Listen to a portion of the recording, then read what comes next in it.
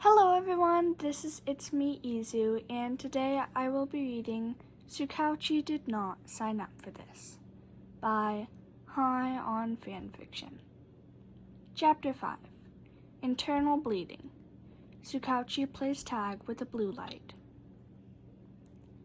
He's just an attention seeker, the teacher says as the mother of one, a student, kind and soft-spoken, tells him to look at him. To see the tears running down her son's face, his smile gone, taken by the harsh words and harsher hands that greet him every morning. She's brilliant. We couldn't be prouder, the principal says as the girl, once full of life and love, now cold and empty, looks down at the pace, and they shake hands, one calloused, one soft to the touch, both feared by those who have stood in their way.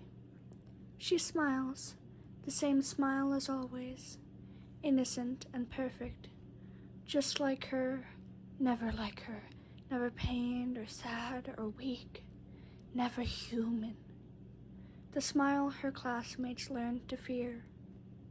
They're just playing around, the kid says as they keep their gaze down, their sister gently holding their chin as she cleans their face, careful around the bruise resting just below her little sibling's eye, and she wonders just how many times had they been told those exact same words.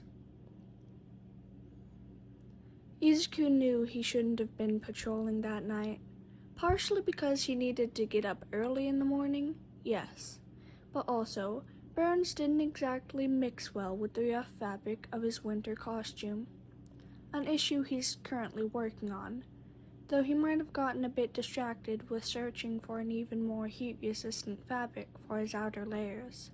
Sneaking up on Dobby without one, if he somehow managed to do that, was a dangerous game, and he did not want his face melted off.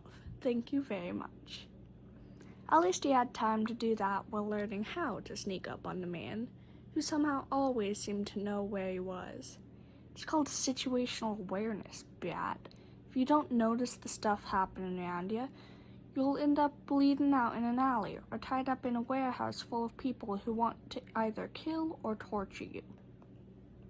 Speaking from experience, Izuku giggled and ducked out of the way of a small ball of blue fire.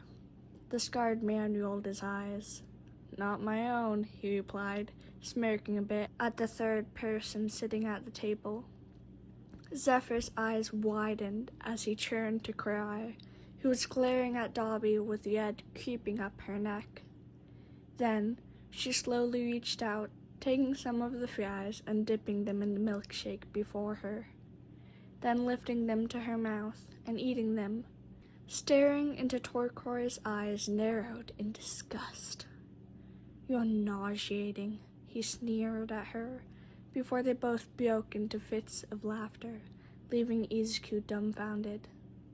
He smiled softly at the memory, hearing the stories, as the two sides had little in common, of their first meeting had been an experience, before almost doubling over in pain. Focus, you're suffering right now, he told himself as he jumped onto the next building.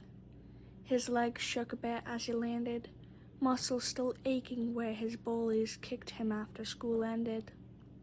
He wasn't quick enough to get away, too tired and zoned out from last night, which caused him to ignore their taunting, and they took that a bit too personally. He admits he must have been really out of it to not even look up at Kachan's explosions, which, now that he thinks about it, didn't leave any new scars. Maybe Kachan had to leave early? Uncle Masaru's birthday is coming up after all. Shaking his head, he spotted a person stumbling in the dark a few streets over.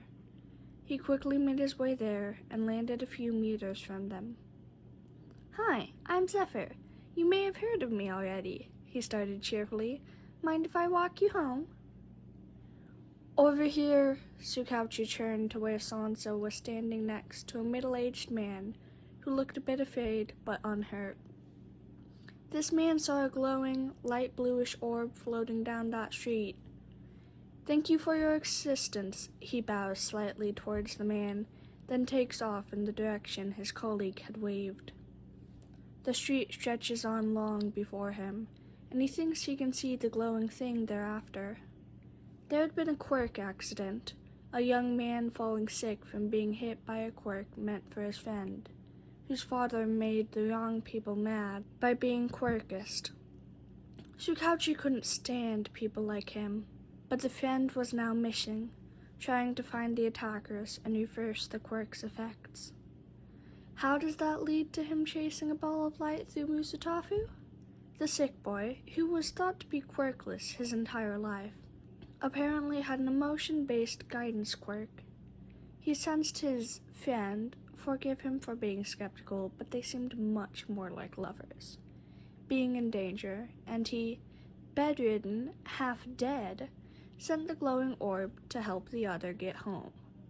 So now, Tsukauchi was running around the city at 2 a.m., trying to keep up, like it was a game of tag. Flip. He needed more coffee. And not the bad kind from the station. No, he needed the one Eraserhead brings with him every time. He ran into a surprisingly well-lit alley, looking around with the hope of spotting the bluish light again. It was, unsurprisingly, nowhere to be found. Of course it had to float into the only decently lit alley of this part of the city, Tsukauchi thought to himself bitterly. He really hoped the others had better luck. Oh yeah, 'cause apparently the man sent out a dozen of these glowing things. He turned around to walk out of the alley as he heard a quiet swear behind him and snapped his head back in time to see something. No, someone fall from the roof. The person hit the ground with a loud thud. Are you hurt?